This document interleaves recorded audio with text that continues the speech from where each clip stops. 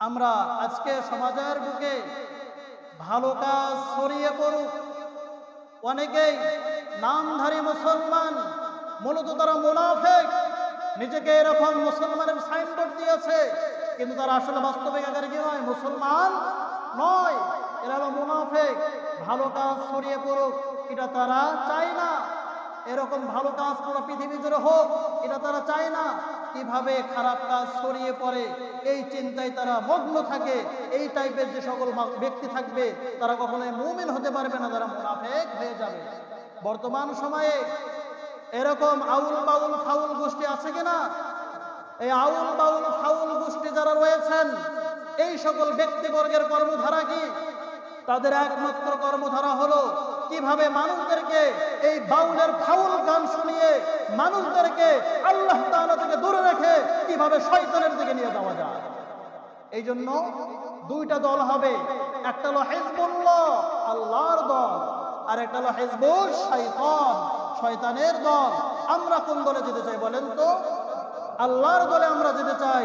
আল্লাহ তাআলা আমাদের সকলকে আল্লাহর দলে হওয়ার তৌফিক দান করুন। সকলে বলে আল্লাহুম্মা আমিন। ফারিকুন ফিল জান্নাহ ওয়া ফারিকুন ফিস সাঈর।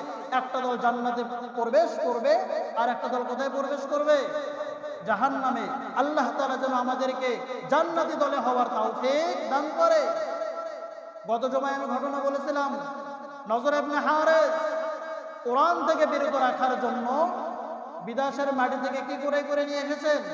একজন নাসনিওয়ালি মহিলা, এবং ওই মহিলাকে বলা হয়েছে মুহাম্মদের অনুসারীদেরকে তুমি এইভাবে বলবা, আরে মুহাম্মদ তো কোরআন শোনায়, কষ্ট, এত কষ্ট করে এগুলো মানার দরকার আছে? তোমরা আমার গান শোনো, এই গানের মধ্যে আনন্দ ফুর্তি হবে, এনজয় হবে, কত কি আরাম। তাহলে নজর ইবনে হারিস ইসলাম থেকে দূরে রাখার জন্য বিদেশের মাটি থেকে কি করে নিয়ে এসেছিলেন? নাসলিওয়ালি মহিলা করে নিয়ে এসেছিলেন। বর্তমান সময়েও দেখবেন এই আউল বাউল ফাউল গোষ্ঠী যারা, এদের এত মুনাফিক। মুনাফিক হলো কাফেরের চাইতেও নিকৃষ্ট। মুনাফিক কার চাইতে বেশি নিকৃষ্ট? কাফেরের চাইতেও বেশি নিকৃষ্ট। কেননা কাফির যারা আছেন তারাও জাহান্নামের উপরে থাকবে। তারাও কোথায় থাকবে? জাহান্নামের উপরে। 5টা বড় বড় কাফেরের নাম বলেন তো দেখি। ফিরাউন, হামান, নমরুদ, সাদ্দাত, কারুন, আবু জাহেল, আবু লাহাব, এগুলো উতবা, সাইবা, এগুলো সবগুলোকে বড় বড় কাফের না? এই কাফের গুলো জাহান্নামের উপরে থাকবে। অর্থাৎ জাহান্নামের তো অনেক একটা লং জায়গা, এই জাহান্নামের উপরে থাকবে। আর আল্লাহ তাআলা বলেন যারা মুনাফিক, খুব মারাত্মক, এরকম আমার মতন পাগড়ি লাগাবে, জুব্বা লাগাবে, টুপি লাগাবে, সব লাগাবে, ওবারে আমি মুসলমান না তো মুসলমানকে। মুসলমান যদি পৃথিবীর বুকে একজন থাকে সেই হলো আমি। অথচ তলে তলে তাদের চিন্তা বেগের কিভাবে ইসলামের গোড়াকে কেটে দেওয়া যায়, ইসলামের গোড়াকে কেটে দেওয়া যায়। এই মুনাফিকদের ঠিকানা আল্লাহ তাআলা কি বলেন? ইন্নাল মুনাফিকিনা ফিদ দারকিল আসফালি মিনান নার। যারা মুনাফিক হবে এদের ঠিকানা হলো একেবারে জাহান্নামের গভীরে নিম্ন স্তরে। জাহান্নামের গভীরে নিম্ন স্তরে কার ঠিকানা? মুনাফিকের ঠিকানা। এই আউল বাউল ফাউল, এই বাউল আরবি শব্দ যার অর্থই আসে পুরসাদ। আরবিতে কি আসে? পুরসাদ। এই আউল বাউল ফাউল যারা আছেন এরা নিজেকে মুসলমান দাবি করে, কিন্তু এরা কখনো মুসলমান হতে পারবে না। এরা মুনাফিক, এরা কাফেরের চাইতেও নিকৃষ্ট। কাফেরের চাইতে 5 ওয়াক্ত নামাজে আসলেন, মুখে দাড়ি রাখলেন, জুব্বা পড়লেন, আর আপনি নিজেকে মুসলমান বলে দাবি করবেন, তা সম্ভব নয়। মুসলমান দাবি করার জন্য অনেক শর্তগুলো আছে, এই শর্তগুলো আমাদেরকে কি করতে হবে? মানতে হবে। এটা তারা কি বলেছিলেন? কালকে আমি একটা বাউলের এইরকম লেকচার শুনলাম, উনি বলতেছেন যে সূরাতুন নাসের ভিতরে আল্লাহ তাআলা শুধু নাকি শুধু নাচতেই বলতেছে। চিন্তা করে দেখছেন? কুল আউযু বিরাব্বিন নাস, আল্লাহ তাআলা কি বললেন? নাচো। মিন শাররিল ওয়াসওয়াসিল, কুল আউযু বিরাব্বিন নাস মালিকিন নাস ইলাহিন নাস মিন শাররিল ওয়াসওয়াসিল খান্নাস আল্লাযী ইউওয়াসওয়িসু ফি সুদুরিন নাস মিনাল জিন্নাতি ওয়ান নাস। জিন মানুষ সব নাচে। চিন্তা করে দেখছেন? এখানে নাচ মানে কি নাচন দেওয়া, ড্যান্স দেওয়া? নাচ মানে এখানে মানুষ। নাচের অর্থ কি এখানে মানুষ। এখানে কি নাচ মানে বাংলা শব্দ যে নাচানাচি করা? তাহলে যারা কোরআনের অপব্যাখ্যা করে সে কি কখনো মুমিন থাকতে পারে?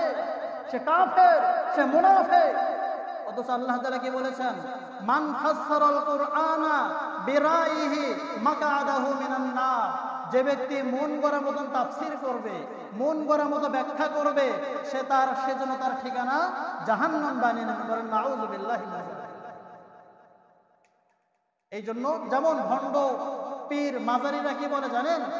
লা ওয়ালা তাকরাবুস সালাহ, ওয়ালা তাকরাবুস সালাহ, তোমরা নামাজের নিকটবর্তী হইও না। পক্ষান্তরে আল্লাহ তাআলা পরে কি বলেছেন? ওয়া আনতুম সুকারা। কখন নামাজের নিকটবর্তী হইতে মানা করছেন? যখন তোমরা নেশাগ্রস্ত থাকবে, মদ্যপান অবস্থায় থাকবে, তখন তোমরা নামাজের নিকটবর্তী হইও না।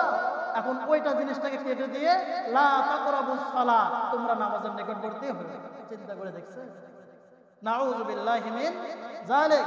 তাহলে সম্মানিত হাজিরিন, এই জন্য শুধু নিজেকে মুমিন বলে, মুসলমান বলে দাবি করলেই হবে না।